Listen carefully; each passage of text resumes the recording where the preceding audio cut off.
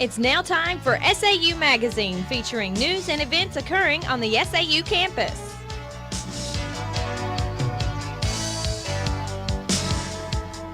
Welcome once again to another edition of SAU Magazine. I'm Brad Lane. And I'm Gary Brown. Today, Brad will be talking with Peter Palmer, a 40-year veteran of TV, movie, and film. And also later on today, we'll have Gary Brown talking with Jim Genandt, the Director of Continuing Education at Southern Arkansas University. Looks to be a good show. We do hope you'll stick around. Coming up in just a few moments, Brad Lane with Peter Palmer.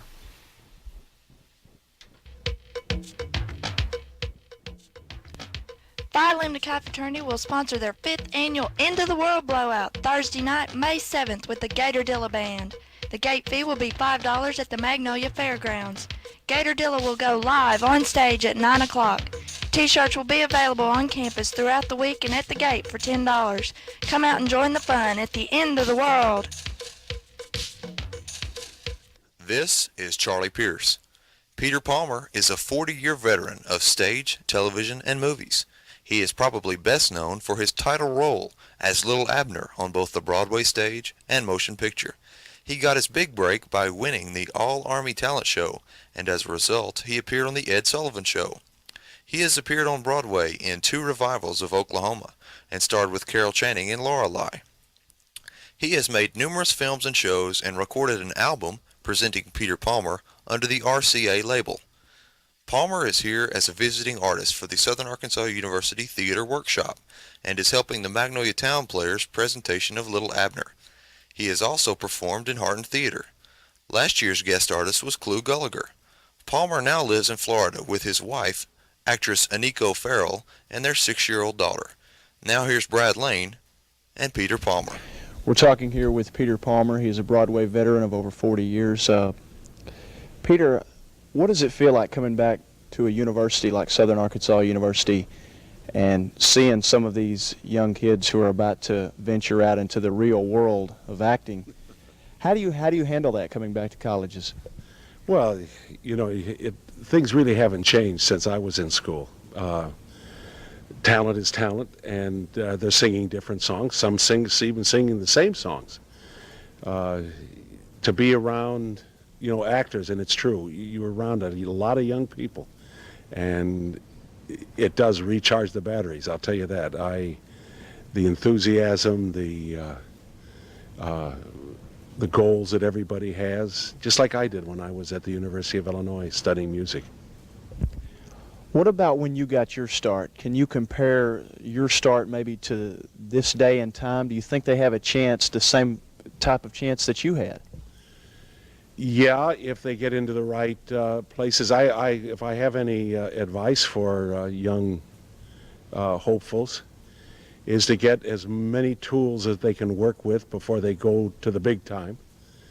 Once you go to the big time, you only get 1 or 2 chances, and then there's no other chances unless you come back in 20 years.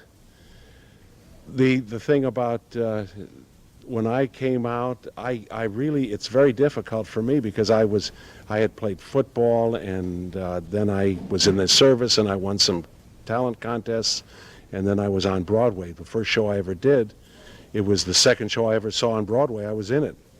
So I tell kids that's the way you start. Just go to New York and audition and become a star. But that's not what you do. You get all your, you pay your dues, you get in choruses, you observe, you learn your tools, and then when you're ready, you go to some center like New York or Los Angeles or Chicago. Now, if I had a choice right now, if I was a young kid, I'd go to Chicago. There's more theater there for me, that I've seen than there is in New York and Los Angeles. Also, it's cheaper. What about, tell us about some of the stuff that you've done. Maybe some people are not familiar with all the things that you've done. Tell us about some of the major accomplishments that Peter Palmer has done. Well, I was the first music major to letter in football at the University of Illinois. I had a scholarship there. I used to open up the home games, Star Spangled Banner, and then play. When I graduated, I went out to Los Angeles, was drafted. I won the All-Army Entertainment Contest, was on the Ed Sullivan Show, which was the biggest television show at that time, variety show, and the producers of Little Abner saw me. And because I looked like Little Abner and I sang and they hoped I acted, and they hired me for the part of Little Abner. 4 years later, we made the movie. This was 1956, and then in 1960, we made the movie.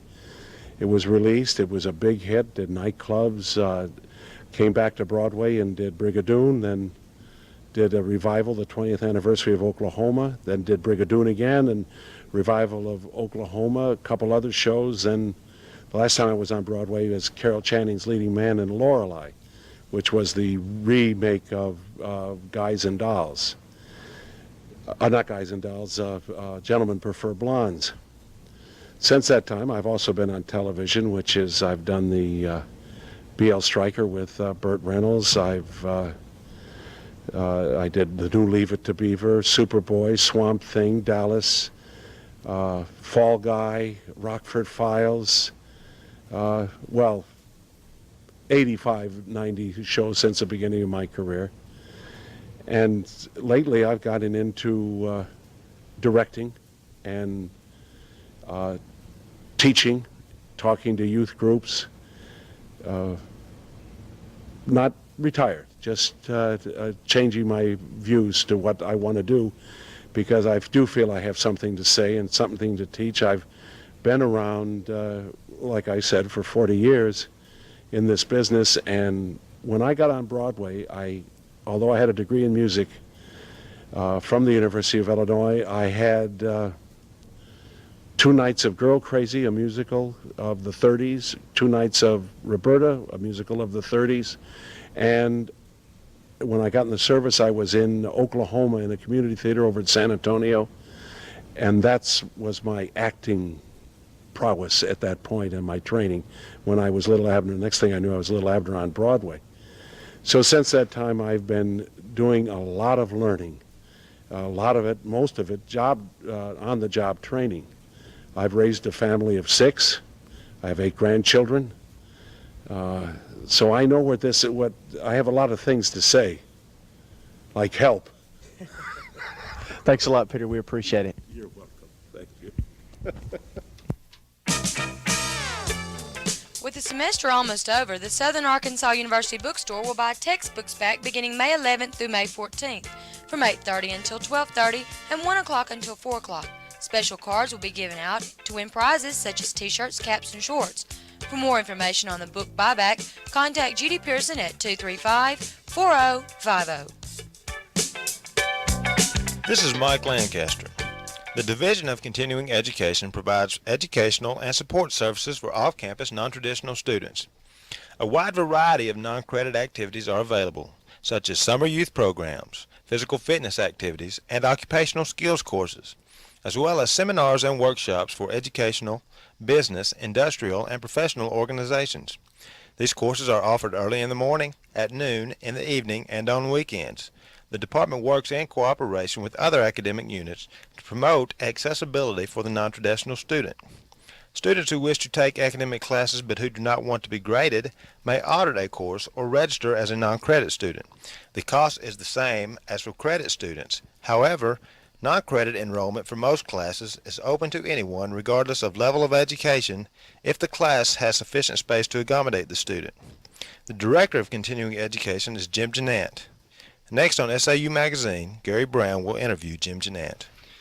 Today on SAU Magazine, we have Mr. Jim Genandt. Jim, what are your functions at continuing education? We have a variety of things we do through continuing education because we also act as an assistant for the academic affairs unit.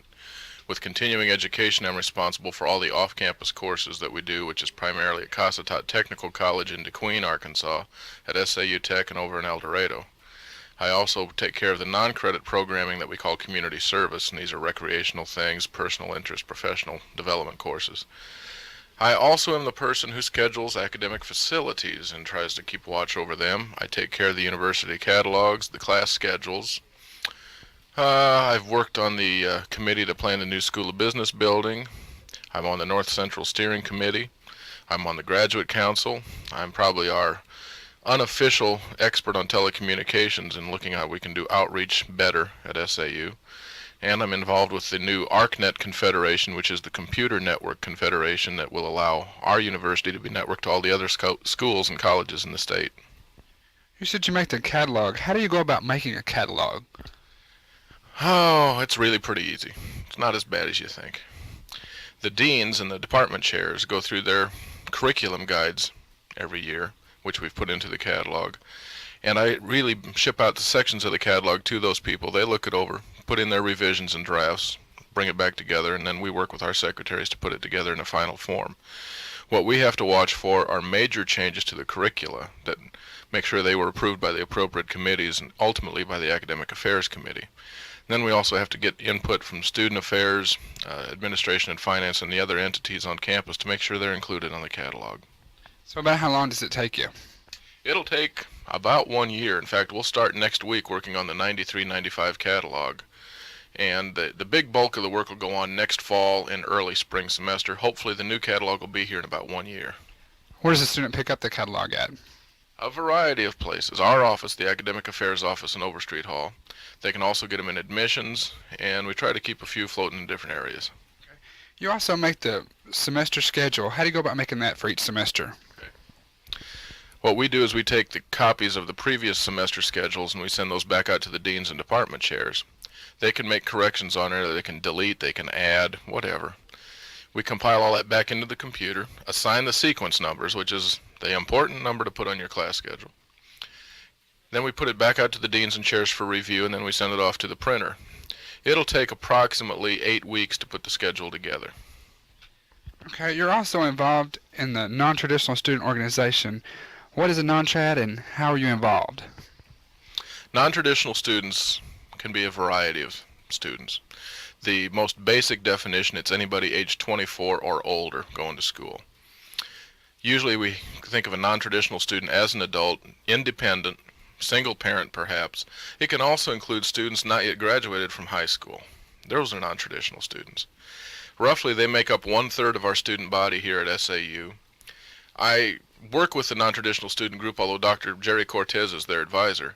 My main action with them is I try to coordinate the non-traditional student scholarships that we give out, and we've been fortunate to get those increased to a total of 10 that we try to give out each year. A non-traditional student, about how many of them are there on campus? We have about 1/3.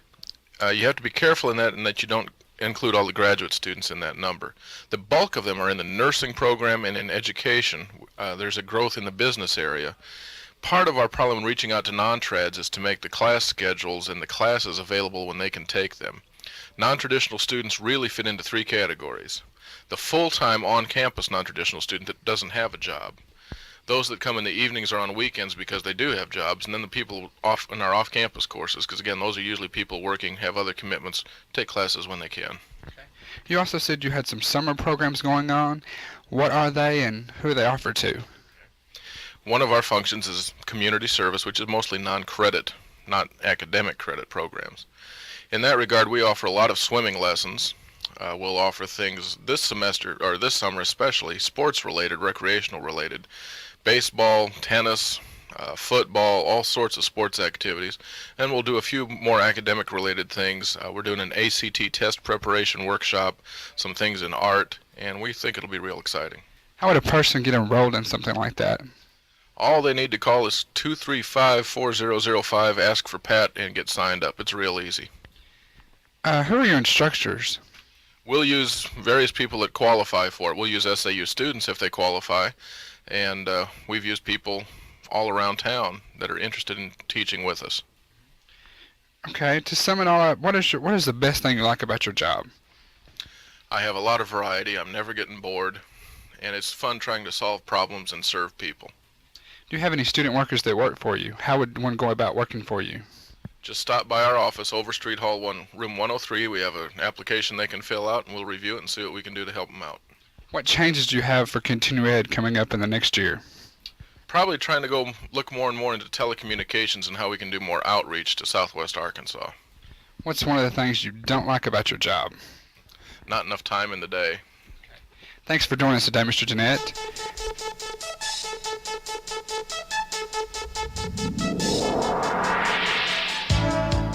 This presentation has been brought to you by the Advanced Radio Production class at Southern Arkansas University in Magnolia.